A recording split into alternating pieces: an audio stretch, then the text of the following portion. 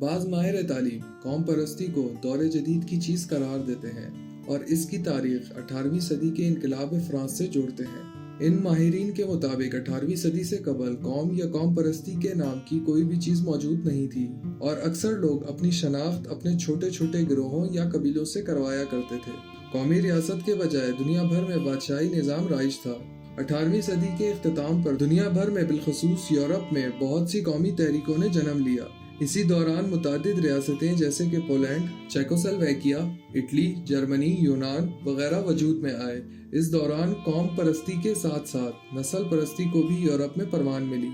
इस दौरान यूरोप में मुकीम यहूदियों को इम्तियाजी सलूक और नस्ल कुशी का सामना करना पड़ा। इसी नस्ली इम्तियाज की वजह से यहूदी कौम परस्ती ने भी जन्म लिया। इस दौरान थियोडर हेज़ल नामी एक यहूदी दानिश्वर ने ज़ियोनिस्ट तहरीक का आगाज किया और यह मफरूज़ा पेश किया कि फ़लस्तीन खुदा की तरफ यहूदियों को अता की हुई सरजमीन है, लिहाजा वो नस्ली तासुब से छुटकारा हासिल करने के लिए अपने आबाई वतन फ़लस्तीन फिर से लौट जाएं। जब थियोडोर हेज़ल ने यह मफरूज़ा पेश किया था तो उस वक्त मुतादिद अरब ममालिक पर सल्तनत उस्मानिया यानी तुर्कों की हुकूमत थी। पहली आलमी जंग से कबल बरतानिया ने यहूदियों से ये मुआहिदा किया था कि तुर्की को शिकस्त देने के बाद फ़लस्तीन में यहूदी रियासत इजराइल का क़याम किया जाए। इस मुआहिदे की तहरीरी तस्दीक बरतानिया ने बेल्फोर डिक्लेरेशन के जरिए की थी, लेकिन इसी दौरान एक और खुफिया मुआहिदा स्काई-पिकोट के जरिए बरतानिया, फ्रांस और रूस ने यह तय किया था कि पहली आलमी जंग के बाद वो सल्तनत उस्मानिया को आपस में तकसीम कर देंगे। इस मुआहिदे से फ़लस्तीन और इराक बरतानिया के ज़ेर इंतजाम आने थे, शाम और उर्दन फ्रांस के कब्जे में जाने थे और तुर्की का कुछ हिस्सा रूस के हवाले करना था। फतह हासिल करने के बाद बरतानिया ने यहूदी और अरबियों से किए गए मुआहिदों की खिलाफ वर्जी की थी और फ़लस्तीनियों को अपने ज़ेर इंतज़ाम में ले लिया था।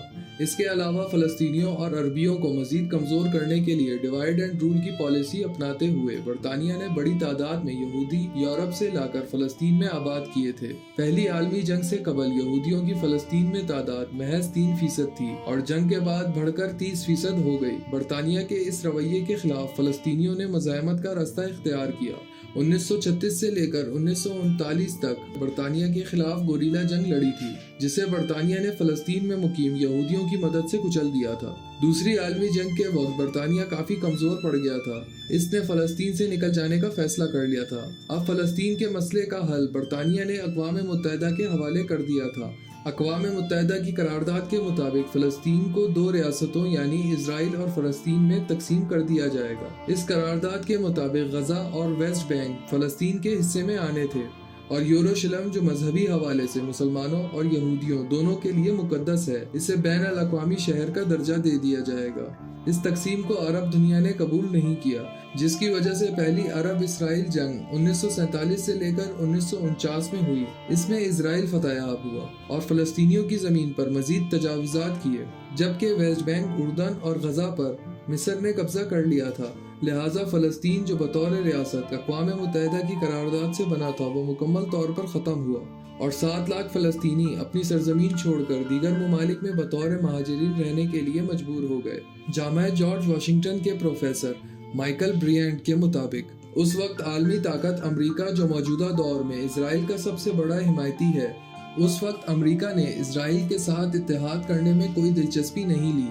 लेकिन जब दूसरी अरब इसराइल जंग 1967 में, जब इजराइल ने महज 6 दिनों में मुत्तहिद अरब ममालिक को शिकस्त देकर वेस्ट बैंक और गजा समेत मिस्र के इलाके सुनाही और शाम के इलाके गोलन में कब्जा किया, तो अमरीका इजराइल की जंगी सलाहियतों से मुतासिर हुआ। उस वक्त उसकी सोवियत यूनियन के साथ सर्द जंग भी जारी थी और मशरिक़ वस्ता अपनी जोग्राफी और तेल की वसाइल की वजह से अमेरिका के लिए काफ़ी अहम था। इस वजह से अमेरिका ने इजराइल के साथ इत्तेहाद करने का फैसला किया। इजराइल की फ़लस्तीन की सरजमीन, गजा, वेस्ट बैंक और मशरिकी यरूशलेम, मिस्र के सैनाई और शाम के इलाकों पर गोलन पर कब्जे को अक़वाम मुत्तहिदा ने गैर कानूनी करार दिया और इसराइल के खिलाफ उस वक्त और बाद में 42 करारदादें अक़वाम मुत्तहिदा में पेश की गईं, जिसे हमेशा अमेरिका ने विटो किया। सिफारती मदद के अलावा अमेरिका ने जितनी माली और दिफाई मदद इजराइल की है, वो किसी और मुल्क की नहीं की। मारूफ दानिश्वर नॉम चॉस्के लिखते हैं कि 1967 की जंग के बाद इजराइल को अमेरिका ने अपने मिलिट्री अड्डे के तौर पर इस्तेमाल किया وہ مزید لکھتے ہیں کہ اس خطے میں امریکی مفادات یہ ہیں کہ یہاں سارے عرب ممالک امریکہ کے تابع رہیں اور امریکہ یہاں کے وسائل اپنے کٹ پتلی عرب بادشاہ اور فوجی آمروں کے ذریعے لوٹتا رہے۔ امریکہ کے مفادات کا اس خطے میں اس کے اتحادی بادشاہوں اور فوجی آمروں نے اچھی طرح سے خیال رکھا۔ امریکہ کو اپنے مشرق وسطیٰ میں رائج کردہ غیر جمہوری نظام سے خطرہ صرف عربی قوم پرستوں سے ہے، کیونکہ امریکہ کو اچھی طرح سے علم ہے کہ دنیا میں آمریت اور بادشاہت کا خاتمہ نیشنلزم کے ہی ذریعے ہوا ہے۔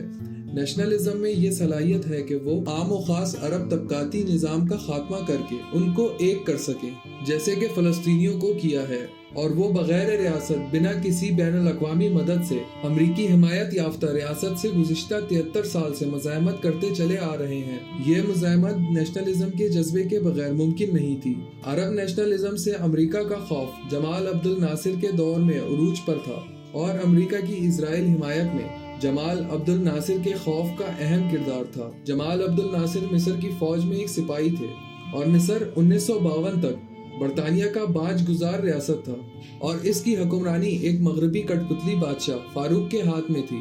جمال عبد الناصر نے عرب قوم پرستی کے نظریے کا سہارا لے کر مصر میں بادشاہت کا خاتمہ کیا اور عرب دنیا میں پہلا انقلاب لے کر آیا۔ ان کی قیادت میں مصر عرب دنیا کا سب سے طاقتور ملک بنا۔ انہوں نے امریکہ سمیت مغربی پالیسیوں کو خطے میں چیلنج کیا اور عرب دنیا کو حقیقی معنوں میں مغرب سے آزاد کرنے کی تحریک شروع کی۔ ان کی مقبولیت میں اضافہ اس وقت ہوا جب انہوں نے سوئس کینال کو برطانیہ، فرانس اور اسرائیل سے جنگ لڑ کر آزاد کروایا۔ انہوں نے فرانس کے زیر قبضہ الجیریا کی بھی کھلی حمایت کی اور سوویت یونین سے اسلحہ خرید کر امریکی اثر و رسوخ کو خطے میں شدید متاثر کیا۔ انہوں نے متوسط عرب طبقے کو یکجا کرنے کے لیے عرب لیگ نامی ایک قوم پرست جماعت بھی بنائی۔ اسرائیل کا امریکہ کے لیے سب سے بڑا کارنامہ یہ تھا کہ انہوں نے جمال عبد الناصر سمیت ان کے دیگر اتحادی عرب ممالک کو محض 6 دن میں شکست دی۔ یہ شکست جمال عبد الناصر اور عرب نیشنلزم کے لیے بڑا دھچکا تھا، جس نے امریکہ کے مفادات کے راستے میں سب سے بڑے خطرے کو دور کر دیا۔ 1970 میں جمال عبد الناصر انتقال کر گئے اور ان کی جگہ انور سادات نے لے لی، جس نے سنہائی واپس کرنے کے عوض میں اسرائیل کو تسلیم کر لیا، اور اس کے بعد دیگر عرب ممالک نے بھی اسرائیل کو تسلیم کر لیا، جس سے اسرائیل کی مقبولیت میں مزید اضافہ ہوا۔ جب 1979 میں انقلاب ایران آیا، اس سے قبل شاہ ایران خطے میں امریکہ کے چوکیدار کا فرض ادا کر رہے تھے۔ ان کی فوج خطے میں تعداد کے لحاظ سے دوسرے نمبر پہ تھی۔ شاہ کے بعد ایران امریکہ کا دشمن بنا، جس سے اسرائیل، جس کی فوج کی تعداد خطے میں صرف ترکی سے کم تھی، اس کی مقبولیت میں مزید اضافہ ہوا۔ اب امریکہ اور ترکی سمیت عرب بادشاہت والے ممالک امریکہ کے لیے چوکیداری کے فرائض نبھا رہے ہیں۔ امریکہ کے علاوہ عرب بادشاہ اور فوجی آمر بھی اسرائیل کے حق میں ہیں اور محض زبان سے اس بات کا اقرار نہیں کرتے۔ ان آمروں کے مفادات مظلوم فلسطینیوں کے برعکس امریکہ اور اسرائیل سے جڑے ہوئے ہیں۔ جمال عبد الناصر کی عرب لیگ کے بعد عرب نیشنلزم حماس، حزب اللہ اور افغان المسلمین کے ہاتھوں میں ہے۔ یہ تمام جماعتیں عرب بادشاہت کے خلاف ہیں اور ان کی لیڈرشپ متوسط طبقے سے تعلق رکھتے ہیں، جو جمہوری طور پر منتخب ہوئے ہیں۔ سعودی عرب سمیت دیگر عرب ممالک ان جماعتوں کو اسرائیلی اور امریکی کی طرح دہشت گرد جماعت قرار دیتے ہیں۔ ان کو اس بات کی آگاہی ہے کہ ان جماعتوں کو اسرائیل ہی امریکہ کی مدد سے قابو میں رکھتا ہے، ورنہ وہ کب کا اس خطے میں سیاسی نظام تبدیل کر چکے ہوتے۔ 2011 میں اقوام المسلمین نے مصر میں انقلاب برپا کیا تھا، جسے امریکہ، اسرائیل اور سعودی عرب نے مل کر ختم کیا۔ حالیہ تنازع کی سب سے بڑی وجہ یہ ہے کہ غزہ کی پٹی اور ویسٹ بینک کو اسرائیل نے اپنے گھیرے میں لیا ہوا ہے۔ کوئی بھی سامان غزہ اور ویسٹ بینک میں اسرائیلی فورسز کی مرضی کے بغیر نہیں لایا جا سکتا۔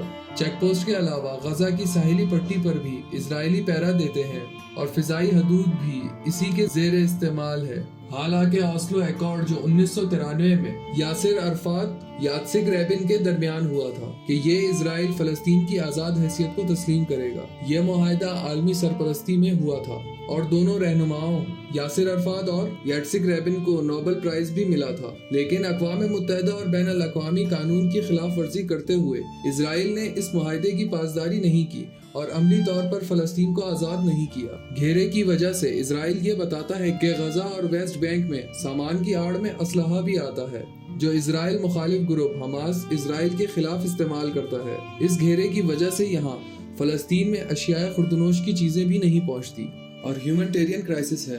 امریکہ، اسرائیل اور متعدد عرب ممالک اپنے اپنے مفادات کی وجہ سے اس مسئلے کو حل کرنے کے لیے سنجیدہ نہیں ہے۔ سب کو یہ خوف ہے کہ یہ ریاست فلسطین کے قیام سے پہلی دفعہ غیر بادشاہت والا عرب ریاست تعمیر ہوگا، جو خطے میں دیگر عرب بادشاہ ممالک اور اس کے اتحادی امریکہ کے لیے بڑا خطرہ ہے۔